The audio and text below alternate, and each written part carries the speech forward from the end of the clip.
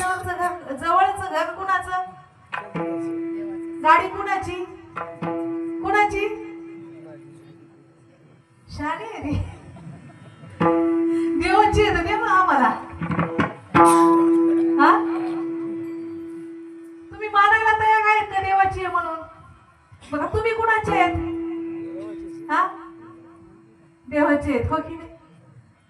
सगळं देवाचं असताना एक भक्त म्हणतो, देवा जे काही सगळं दिलंय तुम्हाला ते सगळं तुझंच आहे. पत्रम पुष्पम फलम तोयम यो मे भक्त्या प्रयच्छति. देवा तुला मी पान वाहू, फूल वाहू, सगळं काही देवा तुझंच आहे आणि तुझंच तुला काय अर्पण करू? तर देव म्हणतो, हे भक्ता, एक अशी गोष्ट आहे जी की मी तुला दिलेली नाही. सांगा, आपल्या सगळ्यांना एक अशी गोष्ट आहे की जी देवानं आपल्याला दिलेली नाहीये. कोणती असेल? देव म्हणतो, मी एक गोष्ट तुला दिलेली नाहीये, ती गोष्ट तुम्हाला अर्पण कर, जीवनात सुखी होशील.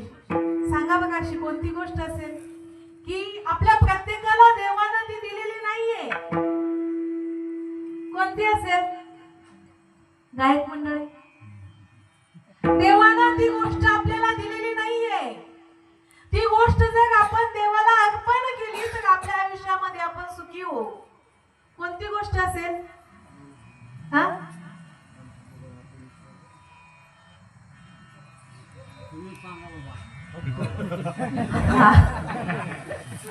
अभिमान. देव म्हणतो, तुझ्याकडचा जो अहंकार आहे ना, तो अहंकार मी तुला दिलेला नाहीये. तो अहंकार तू स्वतःहून धारण केलेला आहे. तो अहंकार तुम्हाला अर्पण कर. मुक्त होता परी बळे झाला बद्ध, घेऊन या छंद माझे माझे माझे. देव म्हणतो, तू मुक्त आहे, तू सुखी आहे, पण तू दुःखी का झाला? माझे माझे अहम आणि मम. अहम म्हणजे इगो, अहंकार.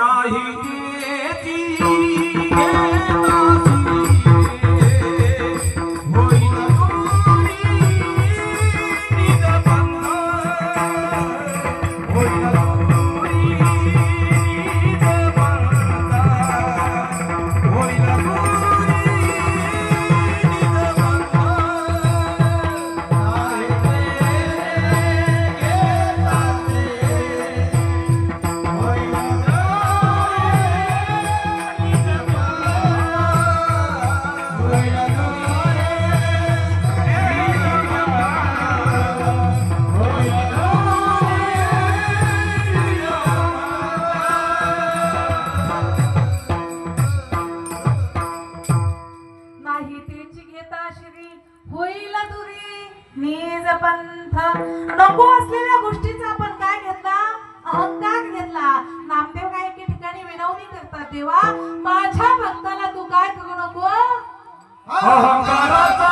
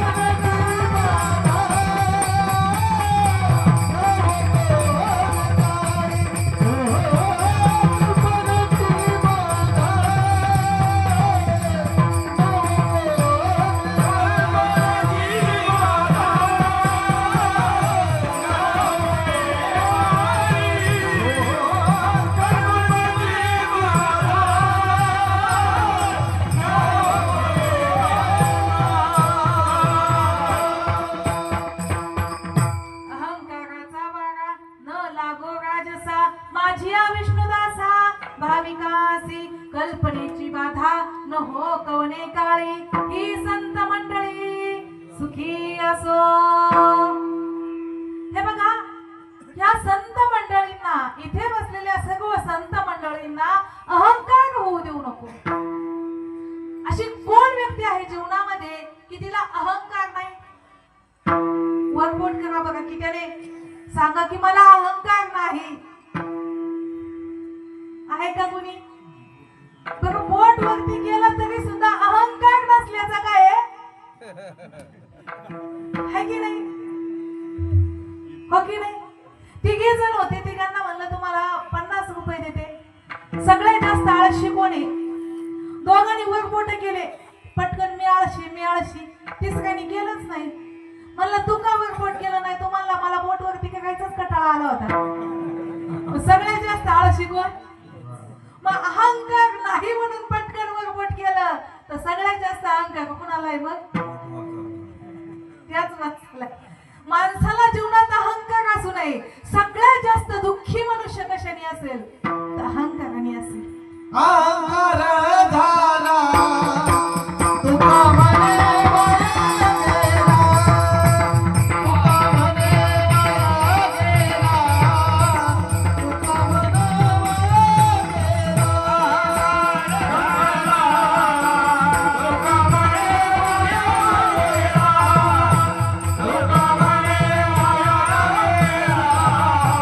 तुका म्हणे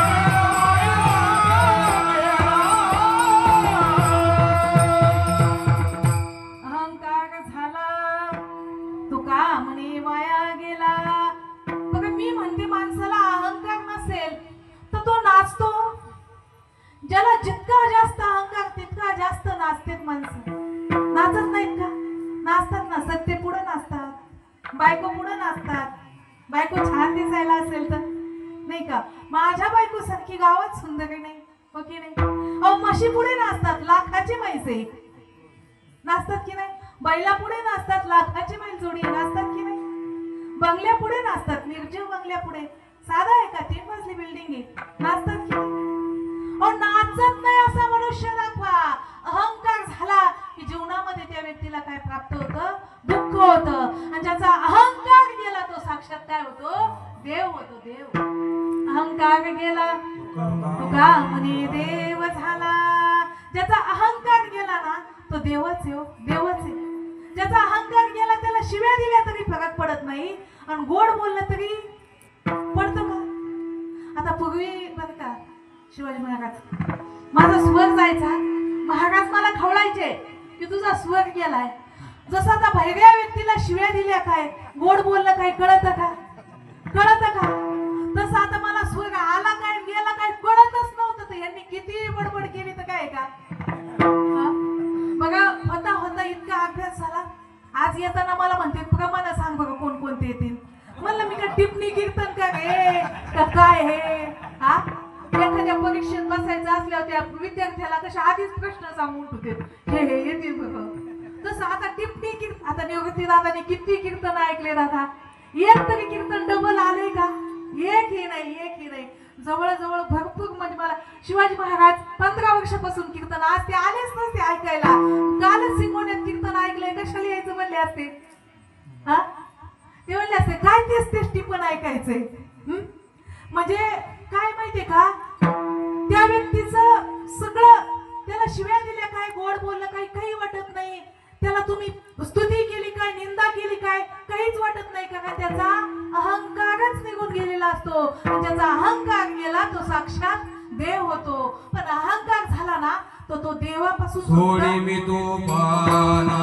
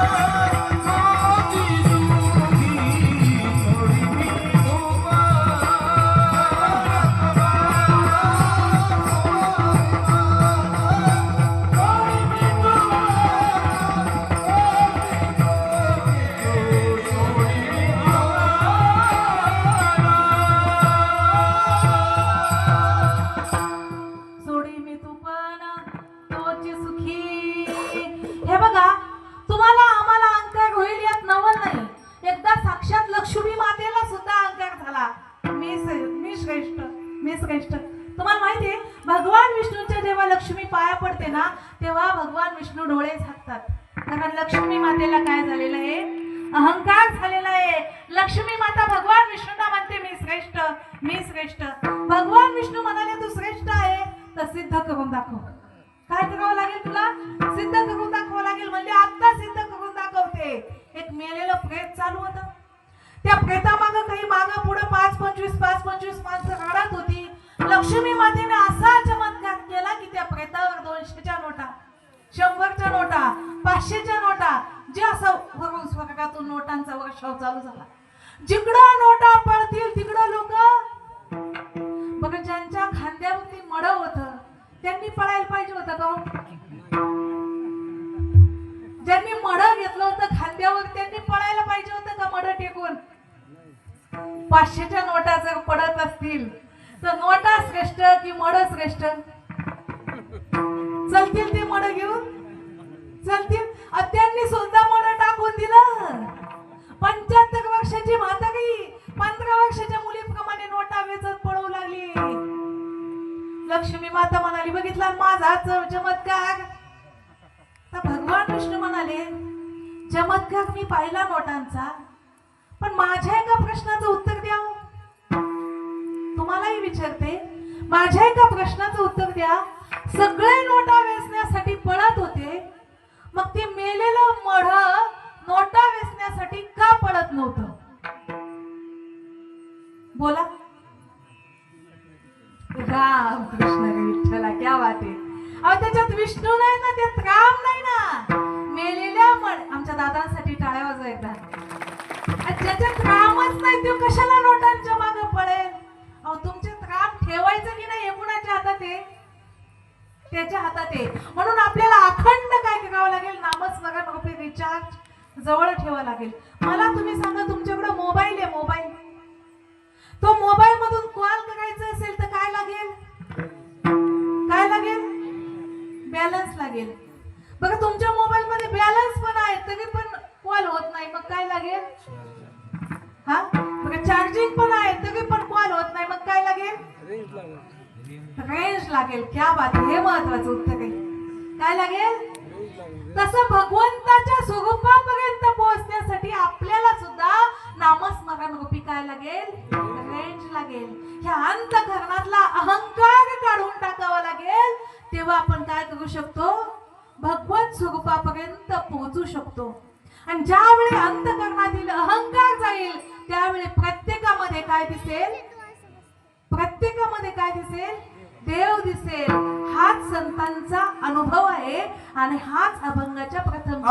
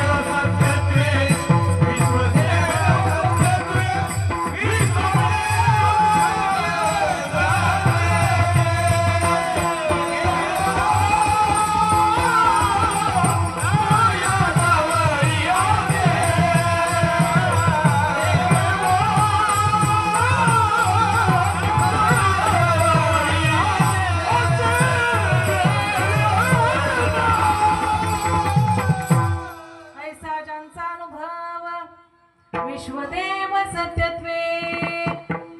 विश्वामध्ये देव पाहणारे कोण होऊन गेले? संत. नाथरायांना कशात देव दिसला? गाढवात देव दिसला. नामदेव रायांना सगळ्यात देव दिसला आणि आपल्याला माणसात देव दिसत नाही. दिसतो का? दिसतो? माणसात देव दिसला असता तर एकमेकासोबत तुसड्यासारखं वागलं असतं. वागलं असतं का? वागतील की नाही माणसं? सून सासऱ्यासोबत तुसड्यागत वागते. प्रत्येक जण नवरा बायको सोबत तुसड्यावानी वागतो. बायको नवऱ्या सोबत वागते की नाही? देव दिसला असता तर वागले असते. भेदाभेद केला असता यांनी. हा, भेदाभेद करण्याचं कारण काय माहितीये का? अज्ञान आहे. अज्ञान. हे बघा, एका माणसाची वयाच्या 45 मध्ये पत्नी गेली. एक मुलगा आणि एक मुलगी होती. सगळे लोक म्हणत होते लग्न करा. आता फर्स्टला भेटत नाही पण सेकंडला भेटणं सुद्धा अवघडच आहे. पण प्रॉपर्टी भरपूर होती तर काय म्हणाले, लग्न करा. तो म्हणाला काही गरज नाही. एक मुलाला एका मुलीला लहानाचं मोठं करेल त्यांच्यातच माझं सगळं सुख आहे. मुलगी मोठी झाली, मुलीचं लग्न झालं, मुलगा मोठा झाला. सगळी प्रॉपर्टी मुलाच्या नावची केली. ऑफिस मुलाच्या नावचं केलं. सगळ्या कंपन्या मुलाच्या नावच्या केल्या. मुलाचं लग्न झालं. सुनबाई घरामध्ये आलेली आहे. सासरा एकीकडे जेवायला बसला आणि मग त्याने सांगितलं, मला सुनबाई 1 वाटी काय आण, दही आण, दही. तर सुनबाई म्हणली, मामा दही संपलाय. कुणाला म्हणली? सासऱ्यांना म्हणली दही संपलाय. मुलगा तिथंच पेपर वाचत होता. मुलानं हे ऐकलं. सासरे बुवांचं जेवण झालं. ते सोफा सेटवर जाऊन बसले आणि हे दोघं पती पत्नी जेवायला बसले. त्यावेळेस त्या दोघांचं जेवण चालू असताना हा म्हणला, अगं मला 1 वाटी दही आण ना. तर टपकन तिला त्याच्यासाठी 1 वाटी आणि तिच्यासाठी 1 वाटी, 2 वाट्या दही आणलं. कोण भामटय? कोण भामटय मावल्यांना? त्याच्या लक्षात आलं हिने आपल्या बापाच्या बाबतीत काय केला?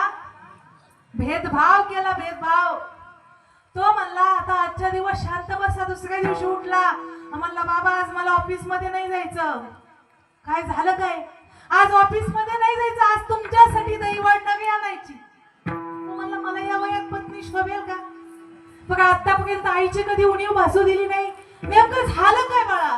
काही नाही, मी सांगतोय ना तुमच्यासाठी दही वाढणारी आणायची. अरे बाळा, पण झालं काय ते तर नेमकं सांग. तो म्हणला, माझ्या पत्नीला, हे बघा तुम्ही जेवढं काही इस्टेट माझ्या नावची केली ते सगळी तुमच्या नावची घ्या. तुमच्या कंपन्या, तुमचं ऑफिस, उद्यापासून तुमच्या ऑफिस मध्ये मी मालक म्हणून नाही तर नोकर म्हणून कामाला येईल. तुमचं घर तुमच्या नावचं घ्या. मी किरायाच्या घरात राहायला जातोय. अरे पण झालं काय? मुलगा म्हणाला, असं वागल्याशिवाय माझ्या पत्नीला 1 वाटी दह्याची किंमत. कोण शहाणा होता? मुलगा शहाणा होता. माय मावल्यांनो, भेदाभेद कधीच करायचा नाही. जर तुम्ही तुमच्या आई वडिलांमध्ये आणि सासू सासऱ्यांमध्ये भेदाभेद केला तर देव सुद्धा कर्माचं फळ देतोच ना. सासू सासऱ्यांना जीव नाही लावला की भावजाई काय करते? इकडं तुमच्या आई वडिलांना घराच्या बाहेर काढते. संतांना भेदाभेद आवडत नाही. ऐसा ज्यांचा अनुभव विश्वदेव सत्यत्वे.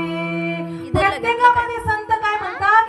देव पहा. आणि असं प्रत्येकामध्ये जो देव पाहतो ना त्याच्या दर्शनानं तो साक्षात संतच असतो.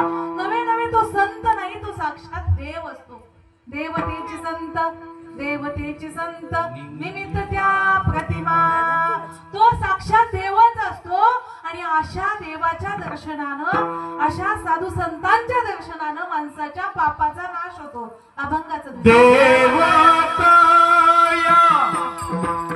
जवळी आसे, देवता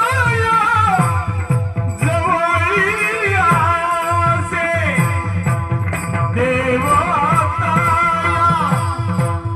जवळी आसे, देवता जवळी आसे.